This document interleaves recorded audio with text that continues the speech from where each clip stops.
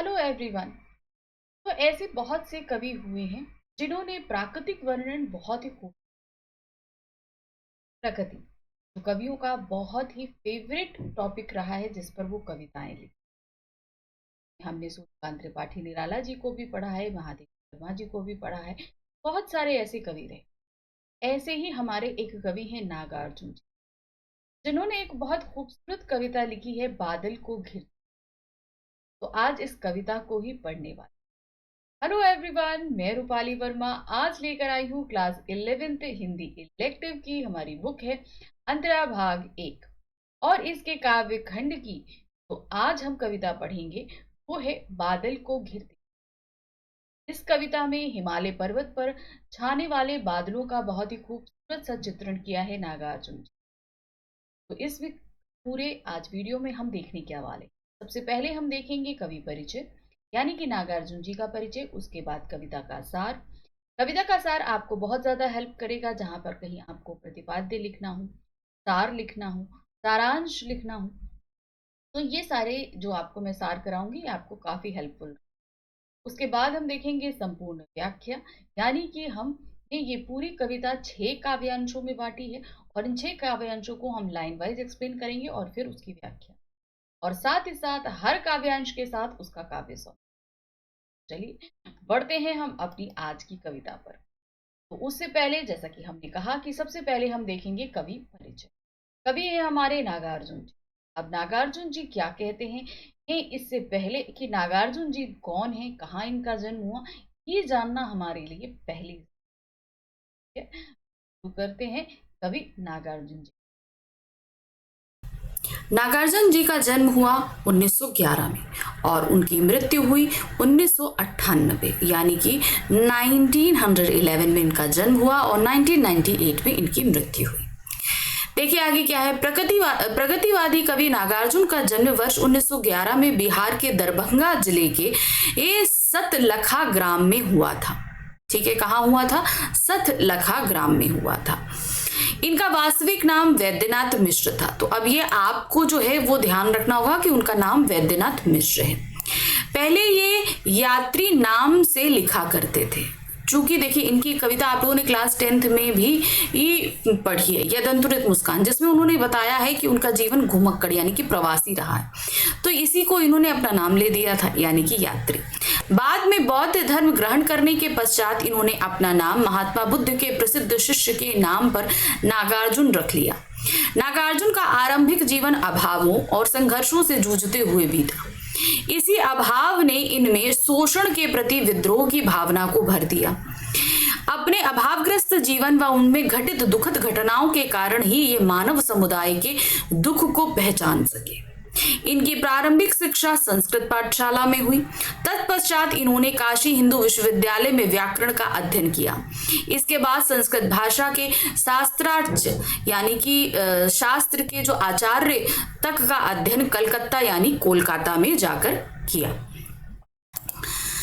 स्वाध्याय से ही इन्होंने अनेक भाषाओं, अब स्वाध्याय का मतलब क्या है? अपने अध्ययन से, अपनी ही कोशिश करके उन्होंने अपभ्रंश, सिंहली, तिब्बती, मराठी, गुजराती, मगधी आदि इत्यादि का ज्ञान अर्जित किया। तो इन्होंने देखिए खुद अपने आप इतनी सारी भाषाओं को सीखा और जाना।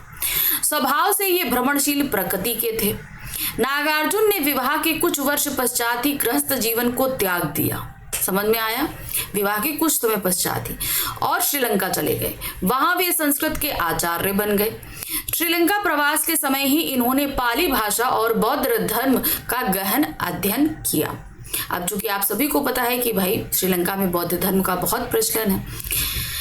वर्ष 1938 में नागार्जुन भारत लौट आए। कवि नागार्जुन को अपनी विद्रोही प्रवृत्ति के कारण स्वतंत्र भारत में कई बार जेल जाना पड़ा। ठीक है, अब चूंकि उन्हें कहते ना कुछ गलत हो रहा है, उनको नहीं अच्छा लगता था, तो उस चीज का विद्रोह करते थे। दलितों और शोषितों के पक्षधर नागार्जुन हिंदी साहित्य जगत में बाबा के नाम से जाने जाते थे। इस महान विभूति का 87 वर्ष की आयु में 5 नवंबर 1998 को दरभंगा के लहरिया सराय नामक स्थान पर निधन हो गया। तो ये थे हमारे कवि नागार्जुन जी। चलिए आगे बढ़ते हैं, अब इनकी कृतियों को देख लेते हैं। इनकी कृतियां क्या हैं? देखिए क्या है, युग धारा, सतरंगे पंखों वाली, ये सभी इनके काव्य संग्रह हैं। प्यासी पथराई आंखें, खून और शोले, हजार हजार बाहों वाली, तुमने कहा था, तालाब की मछलियां, खिचड़ी विप्लव, देखा हमने आदि। इन काव्य संग्रहों में प्रेम और प्रकृति का बड़ा ही मार्मिक चित्रण हुआ है।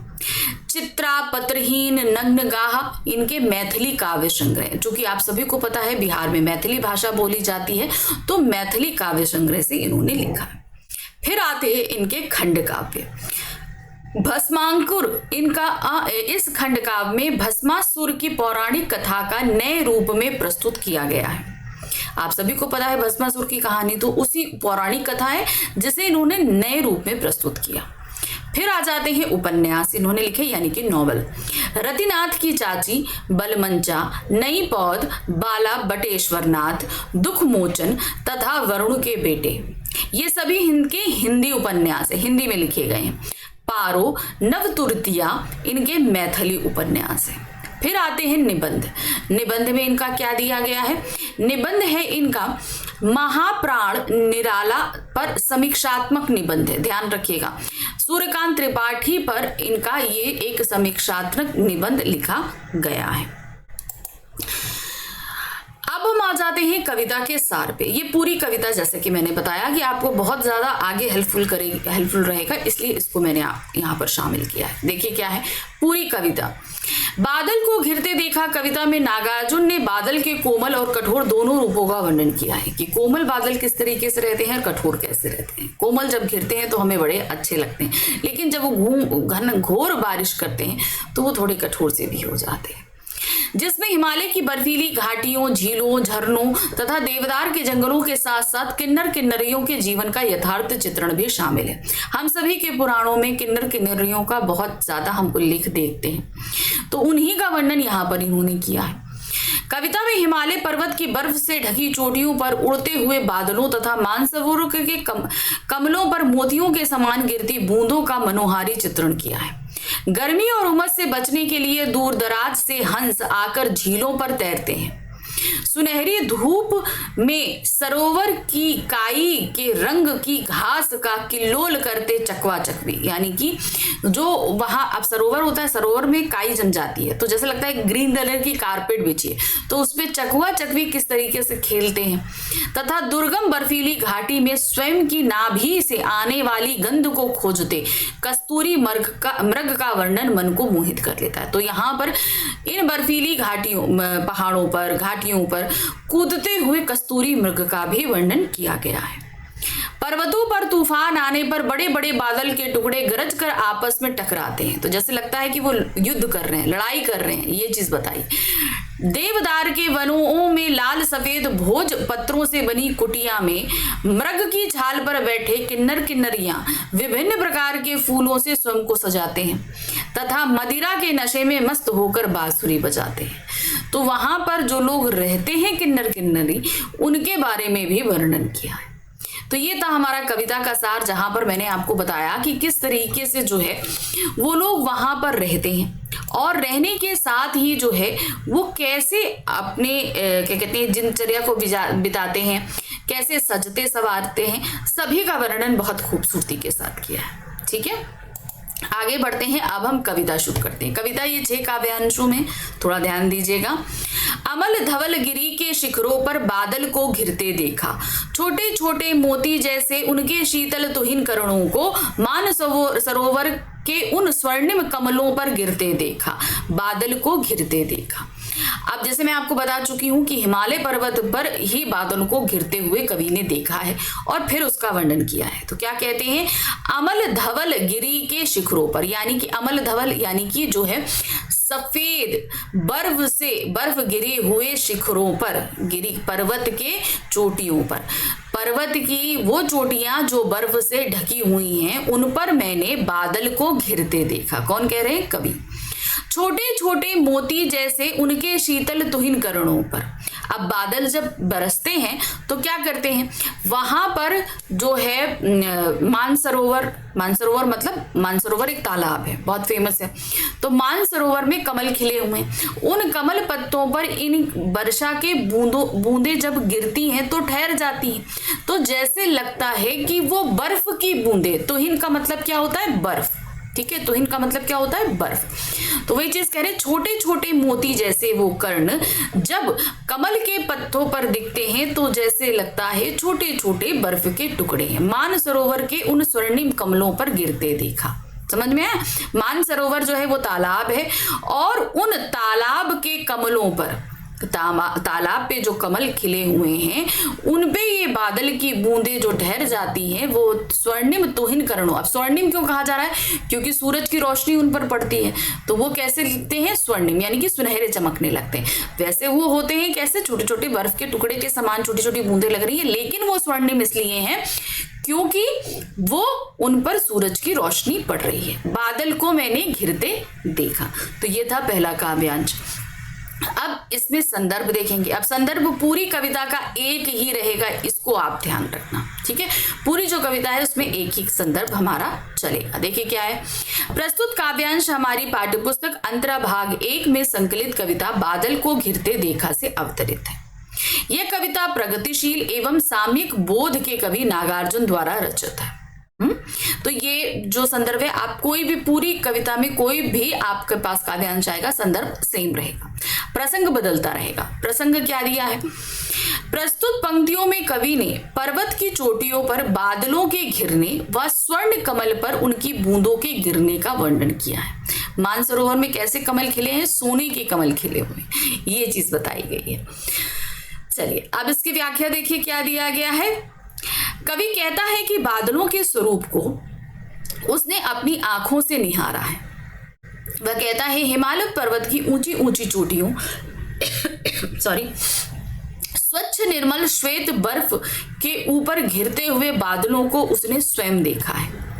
ये बादल मानसरोवर के सुनहरे कमलों पर छोटी छोटी ओस की बूंदों के समान जब वर्षा कर रहे थे, तब वहां उसने देखा कि ओस की छोटी छोटी बूंदें साक्षात मोतियों के समान चमक रही हैं, और मानसरोवर के सुंदर स्वर्ण कमलों पर ये मोती ई के समान गिर रही हैं। आश्चर्य यह है कि सुनहरे कमलों पर पड़ी हुई मोती जैसी छोटी छोटी ओस की बूंदें बादलों की देन है। अब इसी काव्यांश का हम काव्य सौंदर्य देखेंगे। काव्य सौंदर्य हमेशा हम 2 पार्ट में करा रहे हैं, भाव पक्ष और कला पक्ष। देखिए क्या है, सबसे पहले भाव पक्ष। कमल से ढके पहाड़ों पर बादलों के घिरने का सजीव चित्रण है। कवि ने, अब ये तो चीज सीधी सी बात है कि वहां पर एकदम जैसे लग रहा है हमारे सामने वो दृश्य प्रस्तुत है, ऐसा चित्रण किया गया है। कवि ने वर्षा ऋतु में पर्वतीय प्रदेश में बादलों के घिरने का मोहक वर्णन किया है। बहुत ही सुंदर वर्णन है ये तो। स्वर्ण कमल पर गिरी बूंदों से निर्मित उनके अद्भुत सौंदर्य का वर्णन है। अब आ जाते हैं कला पक्ष। संस्कृत निष्ठ खड़ी बोली का प्रयोग है। अब देखिए कुछ लाइंस में अंडरलाइन कर रही हूं जो पूरे कविता में एक सा रहेगा। छोटे छोटे मोती जैसे उनके शीतल तुहिन कर्णों में उपमा अलंकार है। छोटे छोटे में पुनरुक्ति प्रकाश अलंकार है। माधुर्य गुण है। संगीतात्मकता, लयात्मकता या ध्वनात्मकता का गुण विद्यमान है। तो ये जो 3 हमने आपको अंडरलाइन करके दिए ना, ये जो कला पक्ष, आप पूरी कविता में कला पक्ष में इसमें ये लाइनें आपकी सेम आ सकती हैं। जो अलंकार हैं वो लाइंस आपकी बदल जाएंगे। चलिए अगला दूसरा काव्यांश देखते हैं क्या दिया गया है। तुंग हिमालय के कंधों पर छोटी बड़ी कई झीलें हैं। उसके श्यामल नील सलिल में समतल देशों से आकर पावस की उमस से आकुल विक्त मधुर विष तंतु खोजते हंसों को तिरते देखा, बादल को घिरते देखा। अब क्या है, कह रहे तुंग हिमालय, यानी कि इतने ऊंचे हिमालय के पर्वतों पर जो के कंधों पर, यानी कंधे का मतलब क्या हो गया, जहां पर समतल स्थान होता है, यानी कि ऊंचे ऊंचे पर्वतों पे जो घाटियां होती हैं वो थोड़ी समतल होती हैं, तो वहां पर क्या बनते हैं, वहां छोटी छोटी झीलें बन जाती। कई सारी झीलों को देखा, तो बहुत ऊंचे हिमालय के कंधों पर यानी कि घाटियों पर छोटी बड़ी कई झीलें हैं, वहां पर बहुत सारी झीलें हैं। उनके श्यामल नील सलिल पर, अब उनके श्यामल नील सलिल पर क्या है, देखिए जो झीलें हैं वो कैसी होती है, उन पर पानी बादलों का रिफ्लेक्शन पड़ता है। अब बादल जब तक नीले हैं तो पानी का जल कैसा रहेगा, नीला रहेगा। लेकिन जब आसमान में काले बादल छाते हैं तो उनका जल कैसा हो जाता है, श्यामल हो जाता है। तो क्या कहा, उनके श्यामल नील सलिल पे, यानी कि उनके बादलों के ये रिफ्लेक्शन, यानी कि बादलों, काले बादलों की परछाई से श्यामल होते पानी में समतल देशों से आकर, यानी कि मैदानी क्षेत्रों से, मैदानी जो क्षेत्र होते हैं जैसे आपके दक्षिण है, उत्तर है, इन सारे जगहों से पावस ऋतु यानी कि वर्षा ऋतु की उमस से परेशान होकर बहुत सारे हंस यहाँ पर आ जाते हैं। ठीक है, वही देखा, हंसों को तिरते देखा, यानी कि पावस की उमस से आकुल से परेशान हंसों को यहाँ पर हमने विक्त मधुर विष तंतु खोजते देखा। मतलब क्या है, कमल जो डंडी होती है, कमल डंडी, उसके अंदर एक छोटे छोटे तंतु होते हैं जो बहुत ही पौष्टिक होते हैं। तो उनका जो क्या कहते हैं, कमल नाल होते हैं ना, उनको खोल कर उनसे इन्होंने जो है वो तंतु खाते हैं। कमल नाल को खोल के उन तंतुओं को खाते हुए हंसों को मैंने देखा है, बादल को घिरते देखा। अब इसका प्रसंग देखिए क्या है। प्रस्तुत पंक्तियों के माध्यम से कवि ने हिमालय की ऊंची चोटियों पर स्थित झीलों में विचरण करते हुए हंसों का वर्णन किया है। व्याख्या है, कवि कहता है कि हिमालय पर्वत की श्रृंखलाओं पर छोटी बड़ी अनेक झीलें हैं। स्वच्छ एवं निर्मल झीलों के जल पर हिमालय के ऊपर घिरते हुए बादलों के प्रतिबिंब पड़ने से झीलों का जल श्यामल व नीला दिखाई पड़ता है। क्या हो जाता है, श्यामल हो जाता है ना, श्यामल और नीला दिखाई पड़ता है। इन झीलों के जल को पाकर विचरते हुए हंस कमल नाल के भीतर स्थित कोमल तंतुओं को खोजते हैं। कमल नाल के जो होता है ना, कमल नाल मतलब होता है कमल की जो डंडी होती है, जिसे हम लोग कमल ककड़ी भी कहते हैं, है ना। तो उनके जो तंतु हैं उनको वो खोजते हैं, जो इनको कड़वे व मीठे दोनों ही प्रकार के लगते हैं। उन झीलों के बादलों से प्रतिबिंब सांवले नीले स्वच्छ जल में समतल मैदानों से हंस वर्षा ऋतु की उमस भरी गर्मी से मुक्ति पाने के लिए आनंद पूर्वक तैरने आ जाते हैं। उस अवसर पर बादल भी गिराते हैं। अब वो यहाँ पर आते हैं क्योंकि भाई मैदानी क्षेत्रों में बहुत ज्यादा उमस पड़ती है और उस उमस से बचने के लिए वो इन पहाड़ी क्षेत्रों में आते हैं। अक्सर जो है प्रवासी पक्षी उन दिनों में इधर उधर प्रवास करते हैं क्योंकि गर्मियों के दिनों में उन क्षेत्रों में रहना मुश्किल हो जाता है। अब देखिए इसका काव्य सौंदर्य क्या है। हिमालय की झीलों में कमल नाल खोजते व जल क्रीड़ा करते हंसों का सजीव चित्रण है। बिल्कुल सही है। हिमालय पर्वत पर स्थित नीले जल वाली झीलों का मनोहारी ये वर्णन किया गया है। अब आते हैं यहाँ पर संस्कृत निष्ठ खड़ी बोली का प्रयोग है। हिमालय की चोटियों को कंधों कहना नूतम प्रयोग है। चोटी को कंधों कहा गया ना, ये चीज माधुर्य गुण विद्यमान है। के कंधों पर देश से आकर में अनुप्रास अलंकार है। हिमालय के कंधों पर झीलें बताने से हिमालय का मानवीयकरण हुआ है। कंधे किसके होते हैं, मानवों के होते हैं, तो उसका चित्रण मानवीय चित्रण किया गया है। संगीतात्मकता, लयात्मकता और ध्वनात्मकता का गुण विद्यमान है। तो जरा थोड़ा सा ध्यान देते हुए चलिएगा कि सारी चीजों को यहाँ पर बहुत ही खूबसूरती का, तो काव्य सौंदर्य में काफी सारी चीजें जो हैं वो आपस में मिलती जुलती है। ठीक है, चलिए अब बढ़ते हैं काव्यांश संख्या 3 की तरफ। ऋतु बसंत का सुप्रभात था, मंद मंद था अनिल बह रहा।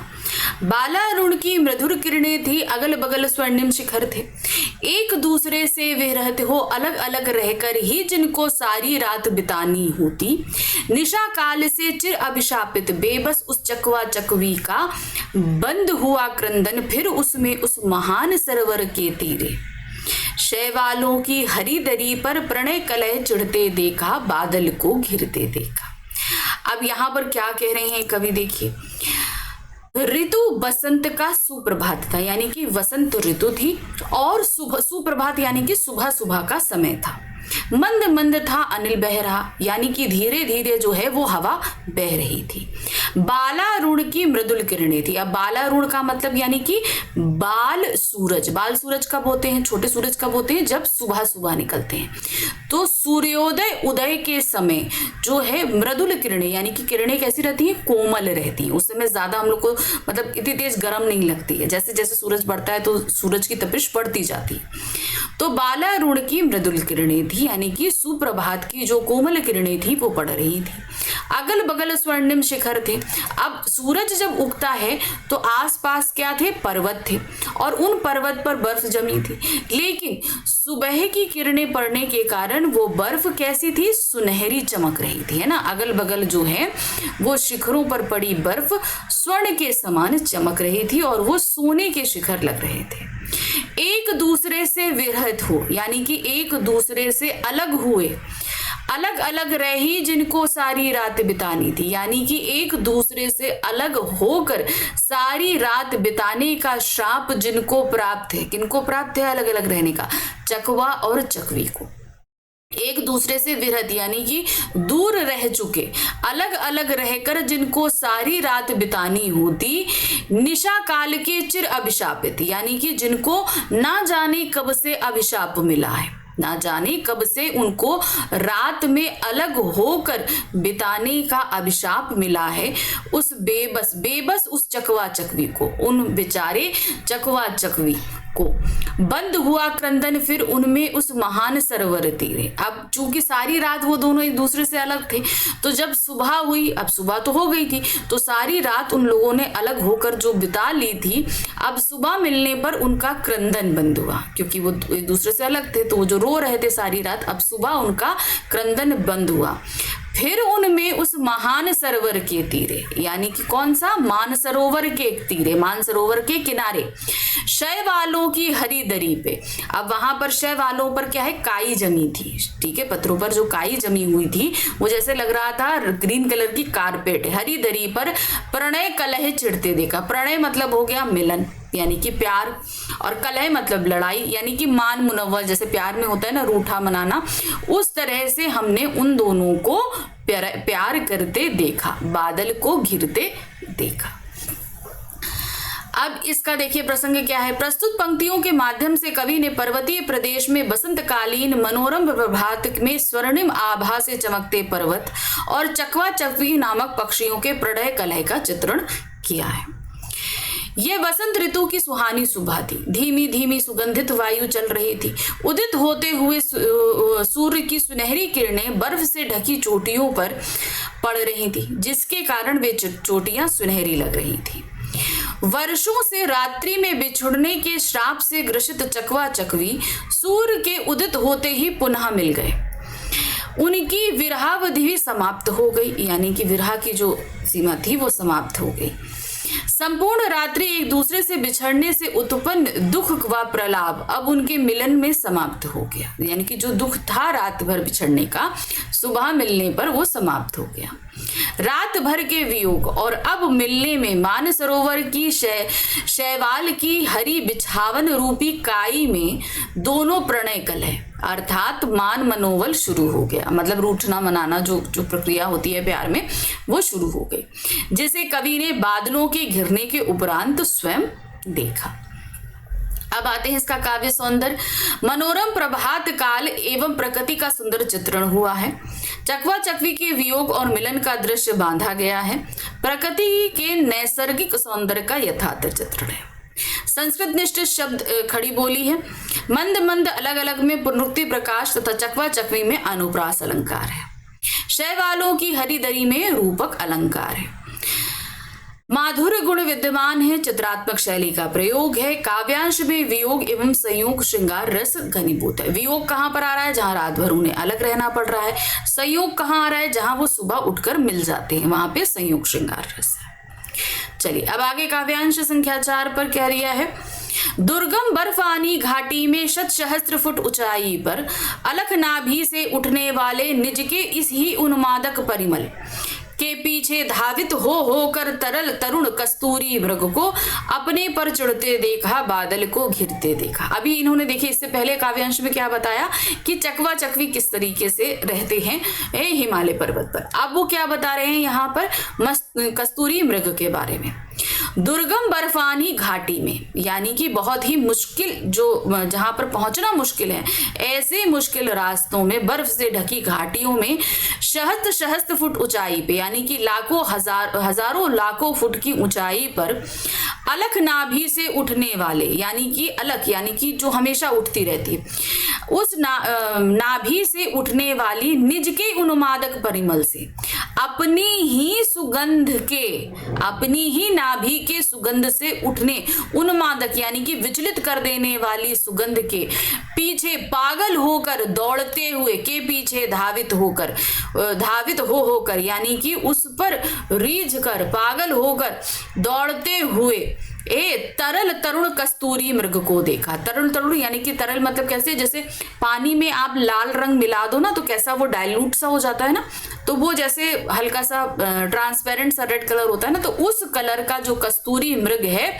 उसको अपने पर गुस्सा करते देखा। गुस्सा वो क्यों कर रहा है? क्योंकि वो उस सुगंध जिसको ढूंढ रहा है वो उसको मिल नहीं रही है, इसलिए वो अपने आप पर ही चिढ़ रहा है। तो समझ में आया? तो अब हिमालय पर्वत पर कस्तूरी मृग अपनी ही सुगंध से, उन्मादक सुगंध के पीछे दौड़ता हुआ, यानी कि वो उस सुगंध को ढूंढता फिर रहा है इधर से उधर, मगर वो उसे सुगंध मिल नहीं रही है, जिसके कारण वो अपने ऊपर चिढ़ रहा है। ऐसे मृग को कवि ने वहां पर दौड़ते हुए देखा है, बादल को घिरते देखा। प्रसंग देखिए, प्रस्तुत पंक्तियों के माध्यम से कवि ने हिमालय के ऊपर विचरण करने वाले कस्तूरी हिरणों के स्वभाव का अत्यंत मनोहारी चित्रण किया है। कवि कहता है कि हिमालय पर्वत की बर्फ से ढकी दुर्गम घाटियों में जहां व्यक्ति का पहुंचना भी कठिन है, अर्थात जिन चोटियों की ऊंचाई लाखों फीट है, उसके ऊपर दौड़ते हुए कस्तूरी हिरणों को देखा। ये हिरण अपनी नाभि से निकलने वाली कस्तूरी की नशीली सुगंध को कहीं बाहर से आती समझकर सुगंध के पीछे पीछे दौड़ते हैं और अपनी असफलता के कारण अपने पर चिढ़ते हैं। अब उसको मिल नहीं रही है तो उनको गुस्सा आ रही है। अतः कवि ने इस मनोहारी दृश्य के साथ साथ आकाश में बादलों को घिरते देखा। भाव पक्ष देखिए इसका क्या है काव्य सौंदर्य में। हिमालय पर्वत में पाए जाने वाले कस्तूरी मृगों के निश्चलता का अत्यंत स्वाभाविक वर्णन है।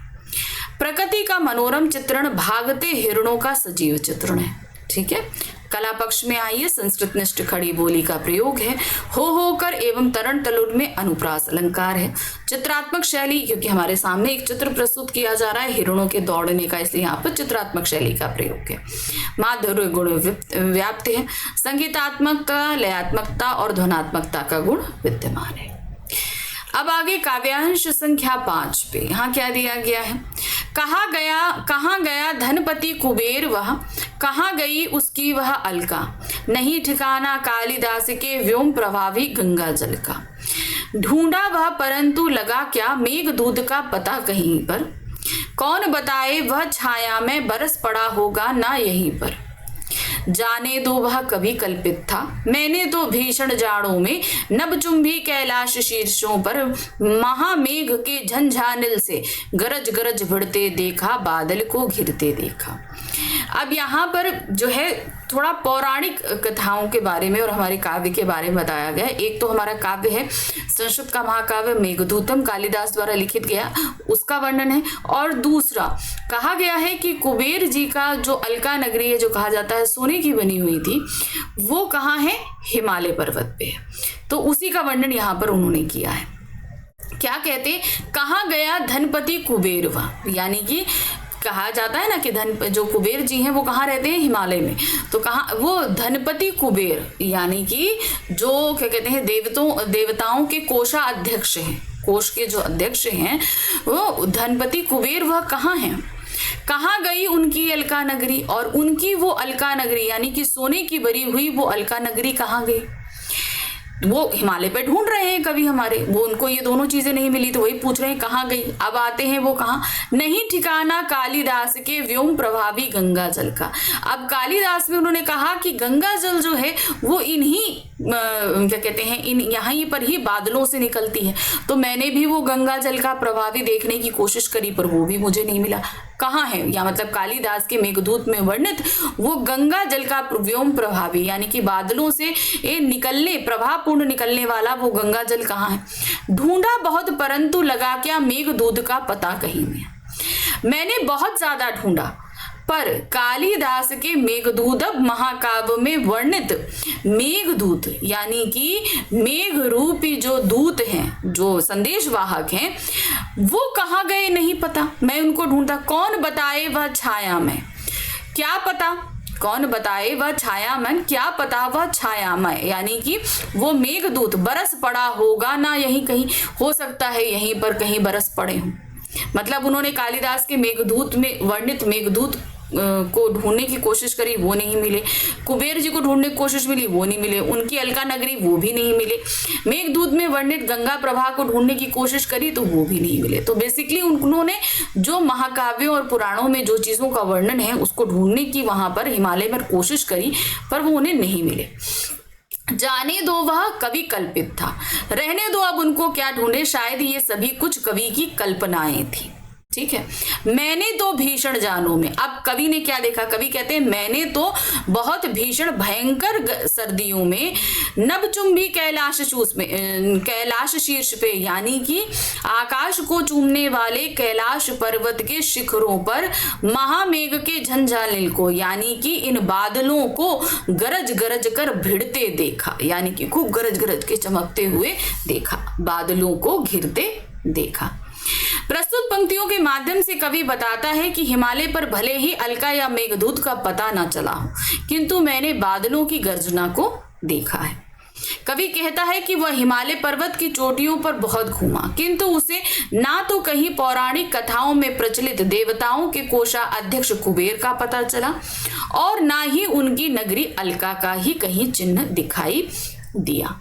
महाकवि कालिदास ने मेघदूत खंड काव्य में जिस आकाश में चूमने वाली गंगा का वर्णन किया है, कवि कहता है मुझे तो मेघदूत का भी वहां नहीं मिला।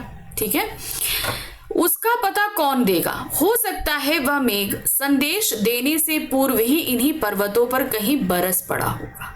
खैर जाने दो, वह सब तो केवल कवि की कल्पना मात्र था। मैंने तो भयंकर ठंड में आकाश को चूमती कैलाश पर्वत की ऊंची चोटियों पर भयंकर तूफान के साथ इन बादलों को भयानक गर्जन करते हुए आपस में टकरा टकरा कर भिड़ते हुए देखा। मैंने आकाश में बादलों को घिरते देखा। अब इसका काव्य सौंदर्य देखिए, प्रकृति का मनोरम चित्रण है। पौराणिक कथाओं को हिमालय से जोड़ने का प्रयास कवि की नवीन कल्पना शक्ति का परिचायक है। मतलब उन्होंने पुराणों को भी यहाँ से जोड़ दिया है। कला पक्ष है, संस्कृत निष्ठ खड़ी बोली का प्रयोग है। कालिदास के तथा कवि कल्पित में अनुप्रास अलंकार विद्यमान है। गरज गरज में पुनरुक्ति प्रकाश अलंकार है और चित्रात्मक शैली का प्रयोग व्याप्त है। अब आते हैं आखिरी काव्यांश पे, क्या दिया है यहाँ पर, शत निर्झर निर्झड़ी कल मूर्खित देवदारू कानन में शोणित धवल भोजपत्रों से छाई हुई कुटी के भीतर रंग बिरंगे और सुगंधित फूलों के कुंतल को साजे इंद्रनील की माला डाले शिंख सरी के सुघड़ गलों में कानों के कुवलय लटकाए शतदल लाल कमल वेणी में रजत रचित मडित खजित कलामय पान प्रात द्रासव पूरित रखे सामने अपने अपने लोहित चंदन की त्रिपाटी पर नरम निदात बाल कस्तूरी मृग छालों पर पलथी मारे मधुराधुण आंखों वाले उन उन्मद किन्नर किन्नरियों की मृदुल मनोरम उंगलियों को वंशी पर फिरते देखा, बादल को घिरते देखा। अब क्या है ना, इन बादलों की मतलब इन पहाड़ों की ऊंचाई पर जो है बहुत सारी जनजातियां रहती हैं।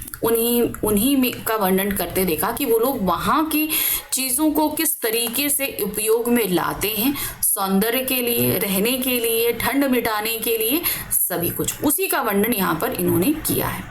क्या कहते हैं, शत निर्झर निर्झर कर, यानी कि झरनों से झरने वाले शत शत जो कण है, मोतियों के जो कण है, और वहां पर बहुत सारे झरने देखे। ठीक है, निर्झर निर्झरी कल, यानी कल कल करते वहां पर लाखों मोतियों, लाखों शत शत मतलब यानी कि लाखों 100 झरनों को पानी बरसाते हुए कल कल करते देखा।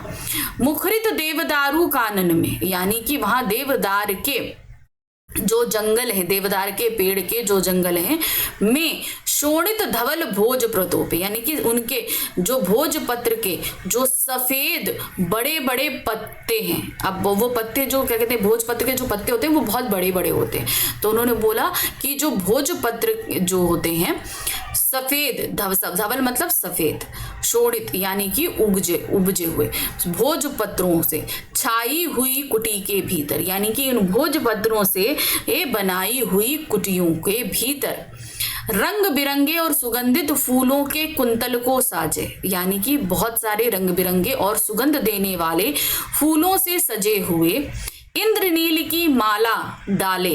इंद्रनील की माला को कहां पर डाला है? शंख सरी के गुण, शंख की तरह पतले गलों पर इंद्रनील की माला पहने हुए, कानों में कुवलय लटकाए, कानों में जो है उन्हीं फूलों के कुंडलों को लटकाए हुए, शतदल लाल कमल वेड़ी, और 100 पंखुड़ी वाले कमल को अपनी चोटियों में डाले हुए। ठीक है, अपनी चोटियों में पहने हुए। और ठीक है, ये इन सब के बारे में बता रहे हैं। ये सारा किसने पहना हुआ है? किन्नर किन्नरियों ने। फिर बोल रहे रजत रचित मड़ित खचित का नाम है, यानी कि चांदी के मड़ित रचित, यानी कि मड़ियों से रचित हुए पात्रों में मदिरा, पान पात्रों में, पान के आकार के पात्र, पान के आकार के पात्र कैसे होते हैं? उस तरीके पान के आकार के पात्रों में द्राक्षाव पूरे, द्राक्षाव मतलब मदिरा से भरे हुए रखे सामने अपने अपने। इन सभी ने क्या किया हुआ है? पहले तो वो पूरी तरीके से फूलों से, उनके गलों में इंद्रनील की माला है, पूरे फूलों से सजे हुए आभूषण पहने हुए हैं, कानों में उन्होंने फूलों के कुंडल लटकाए हुए हैं, वेड़ियों में उन्होंने कमल के 100 पंखुड़ियों वाले कमल को धारण किया हुआ है, और उनके सामने पान के आकार के चांदी के पात्र जो कि मड़ियों से जड़ित हैं, उनमें वो मदिरा से परिपूर्ण रखे हुए हैं, उनके सामने रखे हैं। लोहित चंदन की त्रिपाटी पे और लाल रंग के चंदन की बनी हुई चटाई पर नरम निदात बाल कस्तूरी, और छोटे जो बाल कस्तूरी होते हैं, यानी कि छोटे मृगों के, छोटे जो मृग होते हैं, बच्चों के जो क्या कहते हैं, हिरणों के जो बच्चे होते हैं, उनकी मृग छालों को बिछाकर उस पे पालथी मारकर मदिरा पीने के कारण उनकी आंखें लाल हो गई हैं। ठीक है, उन किन्नर किन्नरियों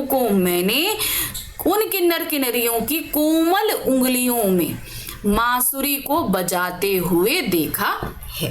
तो समझ में आया किन्नर किन्नरिया किस तरीके से सजे हुए हैं।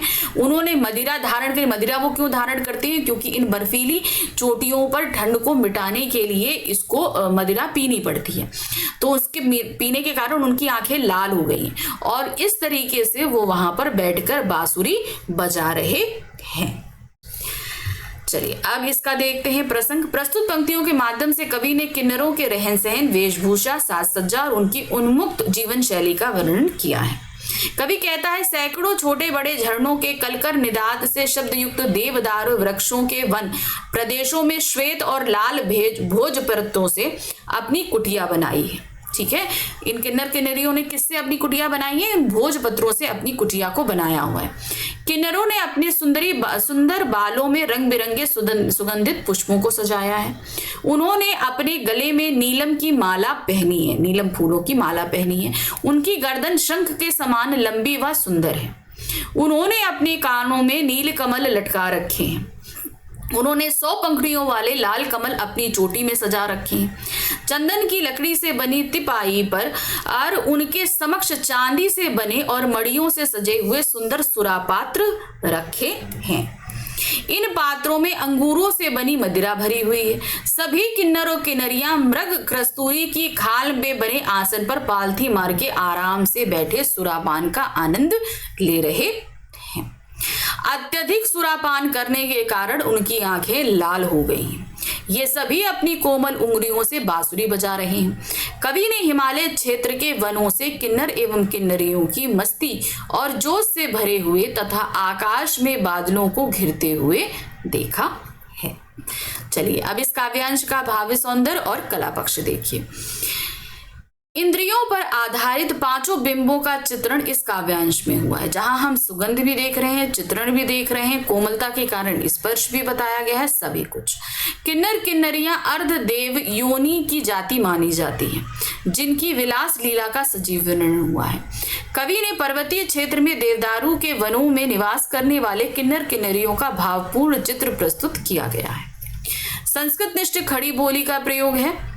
निर्जन निर्झरी किन्नर किन्नरियों नरम निदात मृदुल मनोहरम में अनुप्रास अलंकार है। छत छत में पुनरुक्ति प्रकाश अलंकार है। शंख सरीके में उपमा अलंकार है। चित्रात्मक शैली का प्रयोग है और माधुर्य गुण उपस्थित है। ठीक है, तो ये रही हमारी प्यारी सी कविता जिसे आज हमने पढ़ा। आई होप आपको बहुत अच्छे से समझ में आई होगी। तो इसी तरीके से आगे और भी कविता लेकर आ रही हूँ, ध्यान से उसे देखिएगा। ठीक है, लेकिन उससे पहले चैनल को लाइक सब्सक्राइब शेयर जरूर करिए। मिलते हैं अगली बार। Thank you for watching. Bye.